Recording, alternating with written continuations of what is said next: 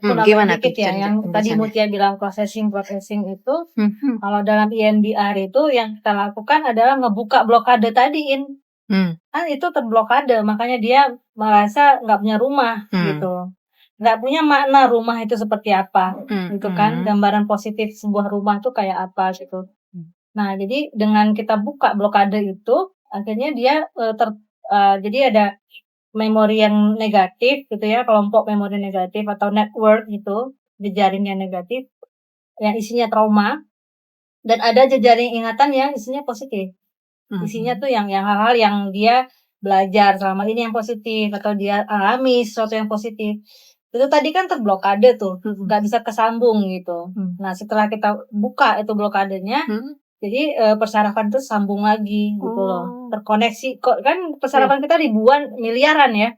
Itu jadi dia terkoneksi kembali semuanya gitu. Nah, meskipun mungkin nggak sepenuhnya gitu, karena memang tetap ada kan dot-dotnya itu yang nggak bisa sepenuhnya kebuka gitu loh. Tapi paling nggak ya si pasiennya ini akhirnya bisa beradaptasi gitu dengan situasi yang sebelumnya. Oke. Jadi agak kurang paham sedikit nih. Kalian boleh jelasin sedikit apa yang terjadi pada Kak Mutia ini di traumanya? Dan apa yang kalian lakukan? Apa yang dilakukan? Yang dilakukan itu pertama kita menggali dulu riwayatnya. Ya, apa yang terjadi, makanya tadi menggali, benar kata-katanya menggali. Benar-benar menggali sampai ke dalam sekali, ke masa kecilnya. Kita akan mulai dari situ ya, ada yang pasien datang dengan kondisi saat ini gitu, present triggers. Mungkin kalau kita lihat dia nggak ada hubungannya dengan masa lalu, hanya saat itu saja, ya udah itu yang kita kerjakan. Tapi kalau dalam kasusnya Mutia, banyak sekali yang terjadi di childhood memory. Nah, itu yang kita gali lebih dalam lagi apa yang terjadi pada saat itu gitu. Nah, karena kenapa kita gali yang ini yang di masa lalu? Karena itu berimpact ke masa sekarang dan masa depan. Ya, bagaimana dia melihat dirinya itu tadi kan di masa depan gitu, ya. Yang katanya konsep dirinya dan sebagainya itu tuh cara melihat dirinya di saat ini dan masa depan gitu. Artinya psikolog ini diajak ngobrol kan? Enggak, kalau yang dilakukan Iya, ngobrol kan? Iya, di fase pertama history taking itu masih ngobrol. History taking namanya. Ya, atau kalau dalam dunia medis kita sebut anamnesa gitu. Nah, kemudian fase keduanya baru masuk ke preparation, persiapan. Kenapa perlu persiapan? Karena trauma itu luka. Ya, yang saya lakukan di fase 3 sampai 7 itu adalah trauma confrontation namanya. Trauma confrontation itu kita kayak ngebedah gitu, kayak kita buka lukanya itu. Nah, makanya perlu preparation, perlu persiapan dulu. Caranya kayak gimana? Ngomong juga? Ngobrol juga? Enggak. Itu sudah kita lakukan beberapa teknik. Ada teknik stabilisasi emosi, ada macam-macam resource development dan sebagainya. Itu yang disebut terapi itu, bukan? Sebenarnya dari fase 2 sampai fase 7, fase 8 itu udah terapi. Jadi dalam EMDR memang kita nggak banyak bicara yang kayak ngobrol gitu. Karena EMDR bukan talk terapi. Gitu. Jadi kita banyak melakukan tindakan istilahnya. Banyak kita lakukan terapinya memang. Apa yang dilakukan? Boleh tahu? Nggak boleh tahu, jangan. Ada teknik yang dipakai gitu ya.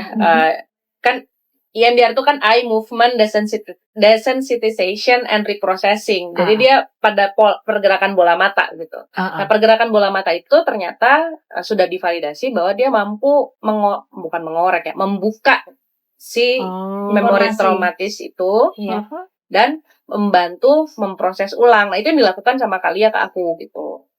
Nah, ya terapi itu yang kemudian ya, dan Kalia nggak kayak jadi gimana beda dengan CBT ya. Kalau CBT kan masih ada ngobrolnya gitu ya. Menurut kamu itu gimana? Harusnya gimana? Ini enggak gitu. Kalau ini langsung. Ya, traumanya gimana? Yang kerasa di badan apa? Terus diproses. Terus sekarang kerasa di badan bagaimana? Apa yang ada muncul pikiran gitu ya, kayak terus aja gitu. Sampai satu sesi selesai gitu. Dan kalau aku mengalaminya ya setiap sesi selalu ada insight gitu. Saat di terapi itu mengingat masa lalu? Enggak? Iya. Teringat masa lalu. Jadi memang kita karena kompleks trauma, biasanya kita, kalau kemarin aku dipilih satu hal yang memang krusial sekali dan perlu diproses saat itu juga. Nah, trauma itu yang kemudian coba diingat lagi. Terus kemudian ya diproses gitu ya dalam satu sesi. Nah, kalau misalnya satu sesi nggak cukup, ya akan diproses di sesi berikutnya gitu ya. Tapi artinya itu, dan ya kalau kebetulan aku alhamdulillahnya waktu itu cukup cepat gitu ya, cukup cepat dalam processingnya. Dan tiap sesi selalu ada insight gitu. Meskipun dalam kasus trauma gitu ya, trauma itu, perjalanan pemulihan trauma itu tidak lurus. Naik turun, maju mundur gitu ya. Jadi apa yang sudah diproses dengan Kak Lia ternyata masih ada, masih ada ke dalamnya lagi gitu loh. Jadi mungkin nanti muncul lagi, akan dikorek lagi, dibuka lagi gitu kan. Gitu. Gitu ya. Sih. Udah kebayangkan teman-teman gitu. Jadi apa yang dilakukan? Iya. Jadi ya memang itu ada sebuah luka ya, berarti bukan perasaan itu. Saya trauma itu. Iya, ada komponen perasaannya, tapi sebenarnya memorinya yang kita buka. Tadi yang Mutia bilang dipaparkan kembali itu ya, jadi desensitization. Itulah yang kita lakukan terhadap memori traumanya itu. Kan banyak sering orang bilang, kok aku digituin? Kenapa harus aku ya gitu ya? Kenapa? Iya, itu memang kita nggak boleh kayak gitu. Artinya gimana, Kak? Ya sebenarnya itu juga reaksi-reaksi dari traumanya ya. Kalau dia bertanya seperti itu, gitu. Kenapa aku? Kenapa orang lain enggak? Gitu. Ya banyak loh yang kayak gitu. Tapi nggak disadari bahwa itu mungkin ya dia punya memori yang buruk di masa lalu. Gitu. Dan atau dia nggak bisa terhubung dengan memori yang positifnya. Iya. Oke. Ya. Baiklah, ini ada pertanyaan nih dari salah satu audiens. Apakah kalau punya banyak alter ego bentuk defense dari trauma? Apa itu alter ego? Alter ego itu kepribadian yang berbeda dengan kepribadian yang asli gitu. Jadi dia bisa jadi si kepribadian barunya itu adalah bentuk memori yang juga terblokade tadi, tapi dia udah jadi satu bentuk kepribadian yang beda sekali dengan hostnya gitu, dengan aslinya. Tuh, nah itu kasus itu biasanya kita dapatkan di kasus-kasus dengan diagnosis DID, Dissociative Identity Disorder. Kalau dulu orang bilangnya kepribadian ganda, udah nggak ada ya diagnosa itu, jadi jangan disebut-sebut lagi kepribadian ganda. Itu gandanya di mana? Ya, pilihan berganda Kak.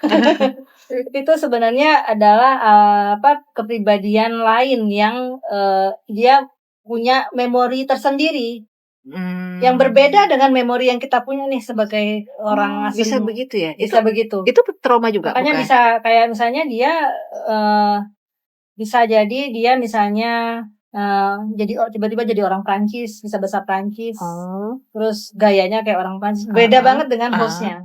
Gitu. Terus itu harus bisa disembuhkan? Atau biarin aja kayak gitu? Di beberapa kasus kita di dunia trauma, di dunia trauma terapi kita tidak menyebutnya sembuh. Tapi kita menyebutnya integrate, terintegrasi kembali gitu. Jadi kayak mungkin kalau teman-teman pernah baca buku Sibyl, ya buku Sibyl itu terpecah 16 kepribadian. Jadi yang dia bilang alter ego tadi itu ada 16 alter ego. Yang itu satu sama lain saling berbeda banget gitu. Sibylnya yang asli kan yang depresif, yang nggak percaya diri, yang hancur gitu kan. Nah, tapi dia muncul Peggy N, Peggy Lou, siapa ada 16. Bahkan ada yang laki-laki. Gitu. Nah, waktu itu Dr. Wilbur itu si psikiaternya itu berhasil menyatukan ke 16 kepribadian itu dalam waktu 25 tahun. Mutia berapa tahun Mut sama aku? 2016 sampai 2025 hampir 10 tahun ya. Ya maksudnya masih berproses gitu loh. Masih berproses meskipun yang intensifnya 2 tahun ya. Iya, intensifnya 2 tahun, tapi setelah itu ya tetap terus berjalan. Iya. Karena kayak tadi, udah nih, tapi tiba-tiba ada trigger yang lain yang ke-trigger lagi gitu ya. Trigger lagi memori trauma, berarti ada yang harus digali lagi. Berarti kemarin tuh bukan belum beres ya, tapi masih ada akar-akarnya nih gitu. Kalau ke-trigger itu rasanya kayak gimana? Yang paling baru ya. Jadi aku kan baru selesai S3 ya. Kebetulan aku juga punya trauma akademis gitu. Bukan dari sekolah, justru dari rumah trauma akademisnya. Nah, itu ternyata kemarin waktu S3 itu ke-trigger lagi trauma itu. Dan akibatnya ketika ada pemantik dari eksternal saat itu gitu ya, saat lagi sekolah S3 ini. Aku saat itu nge-freeze, diam. Badanku diam gitu. Diam, dingin. Dan aku nggak bisa ngapa-ngapain. Kalau aku paksa aku kerjain sesuatu, pasti entah pecah lah labuhnya, entah salah masukin lah. Jadi aku hanya bisa diam. Dan itu bisa beberapa jam sendiri. Atau aku harus mencari sesuatu untuk menenangkan diri. Biasanya aku cari minum dingin. Atau aku cari minum dingin, minum 1 botol, ya pelan-pelan, duduk, diam, denger musik, baru aku siap untuk kerja lagi. Tapi ada yang lebih parah, ketika trigger ya nggak bisa, benar-benar teriak-teriak, marah-marah, ada yang apa gitu. Ke tubuh kita ya berarti ya. Kalau aku kerasa sekali ke tubuh itu. Nah, itu pentingnya preparation tadi. Jadi kenapa sebelum kita masuk ke terapi traumanya, perlu ada dulu nih persiapan-persiapan yang dilakukan supaya masing-masing kita tuh bisa ketemu gitu. Kalau ada trigger, kita harus ngapain? Nah, kayak tadi Mutia kan dia belajar sendiri tuh. Kalau ada trigger, berarti aku harus duduk dulu minum dingin. Nah, itu namanya grounding. Di grounding dulu supaya dia bisa balik lagi fokus nih pikirannya ya ke here and now, ke saat ini dan di sini gitu. Kalau enggak ya dia akan terikat ke masa lalu itu, ke triggernya itu. Gitu. Kalau udah kayak gitu tuh orang bisa nangis, bisa nangis yang gimana, bisa yang kayak tiba-tiba freezing, kayak patung gitu, kayak gitu. Oke. Gak kebayang ya teman-teman ya. Gak kebayang kalau nggak ngalamin. Iya, aku nggak bisa ngalamin. Aku cuma dengar cerita aja. Oh begitu. Oh iya baiklah. Oke. Nah terus kalau ada seorang yang trauma tuh ya, bisa nggak sih dia memulihkan dirinya sendiri? Apa kayak tadi? Tanpa terapi maksudnya? Iya. Misalnya. Trauma ya.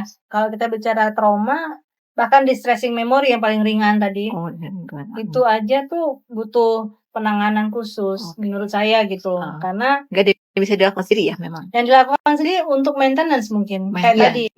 Yang tadi yang duduk itu ya. Gitu. Dia grounding sendiri.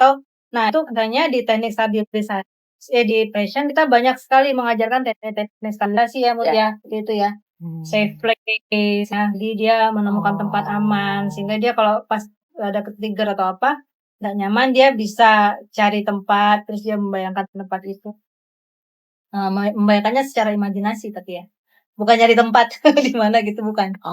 Terus ada macam-macam jenis yang diajarkan gitu sehingga si pasiennya ini ketika tidak berada dengan terapis ya, kan terapis nggak mungkin 24 jam ya dengan pasiennya. Terus dia pulang ke rumah ada trigger lagi dan sebagainya, itu dia bisa menggunakan tools itu untuk membantu dirinya. Jadi itu kayak self help teknik lah gitu. Self care gitu. Itu penting sekali. Sehingga kalau sekarang ini yang seperti teknik-teknik tadi itu saya ajarkannya terpisah, nggak di dalam sesi terapi trauma. Kalau dulu Mutia bareng gitu ya, tapi kalau sekarang udah terpisah tuh sendiri aja gitu untuk itu. Self helpnya itu. Self helpnya itu sendiri karena itu banyak sekali tekniknya dan itu memang sangat bermanfaat. Untuk kayak tadi kalau Indah tanya kalau nggak ada di proses terapi gimana gitu ya, nolong diri sendiri ya itu. Iya, pakai dan cocok-cocokan. Jadi dari banyak teknik itu makanya harus dikasih tahu semua karena mungkin dia nggak kayak aku minum dingin misalnya. Orang nggak cocok, dia bisanya jalan kaki misalnya gitu. Dia jalan kaki. Jadi kalau dia lagi udah ke-trigger dia harus jalan kaki gitu pokoknya. Kayak gitu. Gitu. Ada yang harus meditasi atau apa gitu. Iya, beda-beda. Oke, ini sekarang jadi Indah bingung nih. Pertanyaan apa selanjutnya? Soalnya kan itu ya gimana Mutia itu dalam setelah proses EMDR itu kemudian Mutia baru merasa saya ini udah mulai bangkit gitu. Itu. Oh ya benar ya. Gimana saat titik sebenarnya dari sesi yang pertama itu Kak, ketika aku menemukan rumah itu sudah sangat titik balik itu langsung ngebalik tek gitu ya. Karena yang tadinya aku tuh I don't belong, ya sampai sekarang juga aku merasa I don't belong anywhere ya, tapi saat itu tuh rasanya kayaknya aku nggak akan pernah berhenti jalan gitu ya. Artinya nggak pernah pulang gitu ya. Pulang terus. Tapi ketika lu kan kamu itu Mutia Faradila itu rumahmu ya di dalam dirimu, mau nyari pulang kemana lagi kamu tiap hari pulang gitu kan gitu. Oh dari situ gitu kan. Nah terus Itu kayak apa? Nyawa kita melayang-layang atau gimana itu maksudnya? ya, Jiwa. jadi imajinasi aku tuh jalan aja gitu loh, nggak pernah berhenti gitu jalan, dan itu kan capek ya. Imajinasi bahwa kita jalan terus, gitu. bertualang terus tuh capek gitu. Padahal kan pengen duduk, gitu ya, pengen santai-santai gitu. Bentar, aku kok jadi ingat kenapa Mutia itu waktu datang pertama itu dia stresnya luar biasa karena dia pindah ke Banda Aceh dan tidak menemu tempat untuk jalan gitu ya. Kirain dulu karena hobi fotografi itu ternyata itu ya. Iya, karena kan aku kan hobi fotografi ya dari 2011 dan fotografi itu tuh kan street photography, which makes me aku harus jalan kaki untuk motret. Dan di Bandung tuh enak banget kan jalan kaki. Iya. Udara enak, jalannya ya masih oke lah buat jalan. Nyampe Banda Aceh pagi-pagi telat 5 menit matahari udah di atas kepala gitu ya. Jadi mau jalan gimana gitu ya. Belum lagi karena bahayanya belum lagi orang-orang di Aceh tidak terlalu familiar dengan orang yang memotret di jalanan gitu ya. Jadi dan aku tidak punya teman sama sekali di Aceh gitu ya. Jadi saat itu gitu. Jadi aku kayak aduh, aku benar-benar hilang gitu. Aku hilang gitu. Nah, itu yang jadi ketika aku menemukan rumah itu aku kayak oke, aku punya rumah. Oke, aku aman gitu. Aku aman dan aku selalu bisa mengamankan diriku sendiri gitu. Tanpa ini. Terus dari situlah mulai bergerak gitu ya.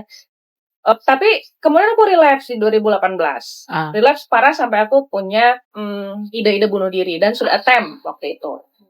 Datang lagi ke Kalia, kata Kalia, aduh nggak bisa ditangani nih kalau kayak gini, harus masuk obat dulu untuk menstabilkan, karena stabilisasi teknik tuh udah nggak mempan gitu ya. Mulailah ke psikiater, ternyata memang perlu bantuan obat karena proses penstabilannya jauh lebih efektif, sehingga ketika ke Kalia lagi itu dengan bantuan obat aku sudah stabil, diproses lagi trauma dan lain-lainnya lebih smooth gitu ya, ketimbang aku kalau nggak minum obat gitu. Nah, minum obat gitu dan ternyata kemudian aku PD-nya terangkat gitu ya. Artinya aku nggak yang dulu tuh rasanya tuh badanku tuh gini gitu. Sekarang tuh aku tuh bisa begini terus udah gitu ya kemudian aku dipercaya untuk dipercaya untuk memegang beberapa posisi gitu ya, dan aku bisa ngerjain itu, dan kemudian aku tidak seperti yang suara-suara di kepala ini bilang gitu, pikiran-pikiranku bilang gitu, dan itu yang terus akhirnya ya udah maju aja terus gitu, dan it's smooth banget gitu rasanya gitu. Gitu ya. Terlepas dari kemudian ada naik turun emosi dan lain-lain ya, tapi rasanya tuh ya udah jalan. Kayak PD-nya muncul gitu ya, Kak. Muncul banget. Jadi aku ingat satu momen itu ketemu di bawah di pendataran gitu. Terus duduk sebelahan gitu, aku nanya, "Mut, gimana kabarnya?" Terus dia bilang, "Sekarang ide bunuh diriku udah nggak ada sih, Kak," gitu. Tapi sekarang pengen bunuhin orang. Astagfirullah. Jadi parah. Itu tuh karena kayak gini, kayak jadi kenapa jadi seperti itu, karena kan aku tidak aku tuh meledak-ledak ya. Tapi setelah meledak-ledak tuh nyesel gitu. Nyesel gitu. Jadi aku akhirnya dulu kan kamu tuh meledak-ledak, kamu tuh nggak boleh kayak gitu, nggak boleh. Akhirnya aku makin kesini makin kayak aku nggak boleh marah. Aku nggak boleh marah, aku nggak boleh nunjukin kemarahan, aku pendam amarahnya gitu kan. Yang aku tuangkan mungkin lewat foto lah, lewat tulisan lah gitu ya, kayak gitu. Jadi ketika aku bisa bilang itu, bahkan sekarang aku bisa, iya aku marah, aku adalah perempuan yang marah, aku bilang gitu. Ya, itu adalah bentuk bahwa aku mengungkapkan emosiku yang teredam oleh situasi-situasi sebelumnya gitu. Jadi bukan karena kriminal ininya gitu ya, bukan karena tendensi kriminalnya gitu, bukan karena tendensi itunya, tapi karena aku marah dan aku tuh akhirnya bisa bilang bahwa aku tuh marah dan marahku sangat besar gitu. Karena di beberapa penyintas kompleks trauma, salah satu ada seorang kenalanku gitu ya, itu juga gitu Indah dia tuh sekarang tuh marah tuh wow gitu ya, marah setelah dia ke psikolog gitu ya, marah gitu. Kenapa sih lu marah-marah mulu gitu ya, kata teman-temannya, kata kenal-kenalnya, kenapa? Karena gue nggak pernah marah dari kecil, katanya boleh gitu. marah. Nggak boleh marah, katanya gitu. Iya. Psikolog gue yang nyuruh gue marah, katanya gitu. Dan dia bisa marah tanpa merasa bersalah gitu. Benar. Itu sih. Jadi waktu itu ya pas Mutia bilang gitu, oh ya oke. Nggak apa-apa. Sekarang berarti harus di treatment dengan psikiater gitu kan, supaya marahnya itu saya terima dulu gitu loh. Saya terima dulu, tapi ke psikiater itu supaya dia bisa regulasi ya kemarahannya itu, nggak jadi overwhelming gitu ya, jadi berlebihan gitu. Jadi, nah setelah itu ke psikiater, saya ingat tuh 1 bulan persis tuh ya ke psikiater. Waktu ngomong yang mau nembakin orang itu kan itu kan memang kacau lah penampilannya gitu. Kelihatan banget gak percaya dirinya segala macam. Tapi setelah 1 bulan dengan obat itu, dan Mutia memang off terapi saya tuh satu bulan itu karena saya bilang udah fokus dulu ke obat ya. Nah dia balik lagi tuh dengan baju pink, baju pink yang cantik gitu kan, rapi gitu. Wah ini baru Bu dosen. Jadi kayak gitu. Aku mendengarkan sebuah cerita yang perasaan-perasaan orang yang mengalami trauma. Mudah-mudahan podcast ini jadi bisa menggambarkan lah ke teman-teman semua yang menyaksikan podcast ini ya, bahwa kondisi trauma itu ya seperti itu ceritanya. Jadi kalau di antara teman-teman yang punya pengalaman yang kayaknya aku seperti itu ya, mungkin perlu cek ya ke psikolog. Nah, terus lagi nih pertanyaan aku, kalau apakah orang yang trauma itu ya sensitif nggak sih orang? Terus gimana kalau misalnya kita harus mendekati orang tersebut gitu? Gimana caranya? Ada tipsnya? Kalau pengalaman saya sih, kita nggak bisa lihat sebelum dia cerita ya, gitu. Nggak tahu kita. Tuh, sebelum dia terus datang, kemudian biasanya kan kita kalau misalnya ke dokter atau ke psikolog tuh kan kita akan tanya gejalanya dulu ya, gejalanya. Itu, nah kita tahu ada gejala-gejala yang mengarah ke trauma misalnya, atau ke bipolar, atau ke depresi, cemas dan sebagainya. Baru kemudian ya kita gali gitu ya, dinamikanya seperti apa. Kalau psikolog kan melihat dinamika psikologisnya gitu. Dari situ sih baru tahu gitu. Makanya kayak ada teman saya yang bilang gini, ibu dari tadi ngeliatin saya, ibu tahu kan saya gimana orangnya. itu saya ketawanya ngakak banget itu. Terus saya bilang, gimana saya tahunya kalau kita cuma ketemu kayak gitu. Artinya nggak bisa ketahuan dengan melihat fisik aja gini ya, harus cerita ya. Harus cerita. Mungkin dan harus dengan nggak hanya wawancara observasi kan, kalau kita psikolog kan juga melakukan psikotes, asesmen psikologis. Gitu. Apakah dengan ngobrol sama teman itu bisa mengurai trauma? Enggak juga. Mungkin mengurai sedikit, bukan traumanya ya, tapi kayak dia kayak dalam ruang gelap sempit, nggak bisa napas gitu, dikasih ventilasi gini kan enakan ya, keluarin. Jadi itu namanya ventilasi ya, atau katarsis gitu. Tapi kan tidak mengobati traumanya. Bahkan sekarang banyak juga kan psikoterapi yang katanya bisa untuk memulihkan trauma gitu, tapi tidak dengan uji validitas, tidak dengan tidak divalidasi, benar nggak sih gitu, tidak melalui evidence base gitu ya. Itu juga nggak bisa gitu. Jadi harus evidence base gitu. Karena kita harus ingat juga ada saraf-saraf yang memang yang memblokade itu yang mungkin nggak bisa kita cuma ngobrol sama teman-teman bahkan kalau misalnya ngobrol sama teman-teman salah-salah ngomong malah lebih betul gitu ya. Betul. Jadi gimana dong kalau misalnya kita punya teman yang trauma, terus kita cara mendekatinya dia gimana seharusnya, sebaiknya supaya tidak menambah traumanya dia atau ada yang bisa juga sih dilakukan. kalau dia Nggak nggak admit bahwa itu adalah trauma gitu. Jadi ya biasa-biasa aja sebenarnya. Sebenarnya bukan the easiest way ya. The simple ya. Sederhananya adalah kalau kamu punya teman dan dia sedang mengalami dia sedang reaktif gitu ya terhadap, dia ke-trigger lah, stres, ke-trigger atau apa gitu ya. Kita kan nggak tahu, kita taunya dia stres gitu ya. Kita nggak tahu dia ke-trigger kah apa gitu ya. Ya temenin Depresi. aja. Duduk aja sebelah dia. Duduk aja sebelah dia. Kalau ada berada fisik ya, saya teman di kampus, teman di kantor, dia kelihatan nggak enak gitu ya. Yuk makan yuk, nah gitu. Atau yuk kemana yuk gitu. Duduk makan, nggak usah ditanya.